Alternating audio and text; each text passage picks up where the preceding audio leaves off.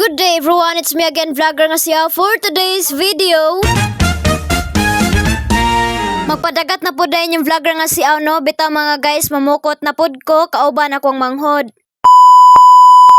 O karon mga guys, kay naabot na mi dinhi sa baybay, namungko sa mi dinhi sa cottage kay para mag-snack.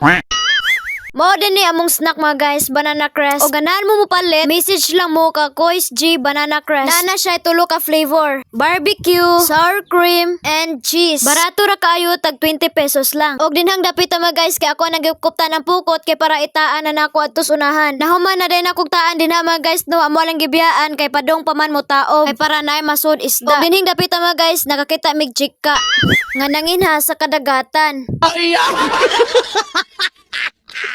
Sagwa ni mo te.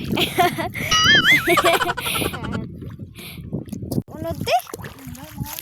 Sige, salamat. Sa akong pagsuroy-suroy mga guys, no, kay nakita nako silang ate nga dinhi ni kaon sa dagat. Nang ha sila og suwaki. Actually guys, dagko kayo ang unod sa suwaki. Og dinhing dapita mga guys, no, kay nagbidyo ko dinaa sa view. Mao ni ang view karon sa dagat. Hangin-hangin gamay og dili kaayo ingon init. Og dinhing dapita mga guys, kay akong duolon si Kuya Johnny, no, tan-aw na to kung sa iyang kuha. Og dinhing dapita mga guys, akong gipangutana si Kuya Johnny tagpila ang usa ka balde nga tuyom. Ana siya 300 daw. Then na siya gikuha dinhi dako kaayong kugita. Tag 120 ang kilo. Buhi pa siya guys, kay naglihok-lihok pa man.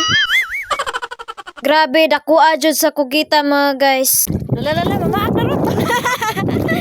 O karon mga guys, no, kay akong giduol ang tulo ka bokchika kay naarihis sa dako kayong kugita. Gusto daw sila muhika pero mahadlok sila. Kay pwerte daw ang dakoa. Og dinhang dapita mga guys, no, kay wala pa jud sila mahuman kay gusto daw sila makahikap jud sa kugita kay tagsara daw kuno sila makakitag ingon ana kadako. Gusto jud sila nga makakupot og kugita. Pero dinhang dapita, no, wala jud sila kakupot sa kugita kay mahadlok pud sila basin daw kuno mudagan padong sa laod. Hikap daw kuno sila sa kugita ya. Oh. Patay na na. Oh. Sige, say una mo hikap. Kakong bidyuhan. Dali na yun.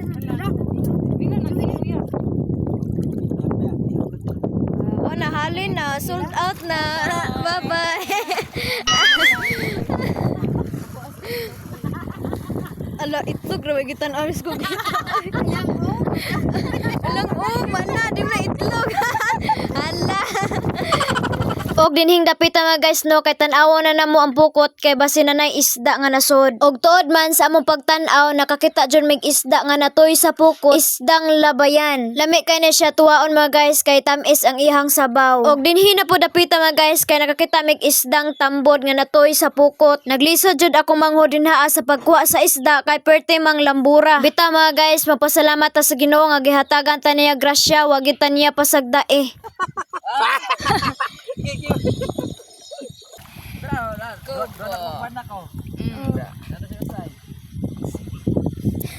So dinhing dapit mga guys, no, kay nakakuha na po daymig mga guno og mga banak nga isda. Daghan jud kayong mga banak nga natoy sa pukot mga guys. Gagmay lang kayo siya. Og mao ni among nakuha sa among pagpamukot mga guys. Og dinhang dapit mga guys, ni pasilong ko dala ang mga guno nga isda kay pwerte na kainit. Og dinhang dapita while gitaan pa namo ang pukot, mang snack sa tag banana crisp, no, lami jud kaayo. Grabe jud ka crispy. Sa ganahan day mo kaon og mopalit mga guys, no, message lang mo kay Kois G banana crest. Palit na mo, masustansyado pa, perte pang baratuha. 20 pesos lang. Og dinhang dapita mga guys, no, kay nagpusing-pusing na lang ko dinhaa kay gibati na ko kagutom.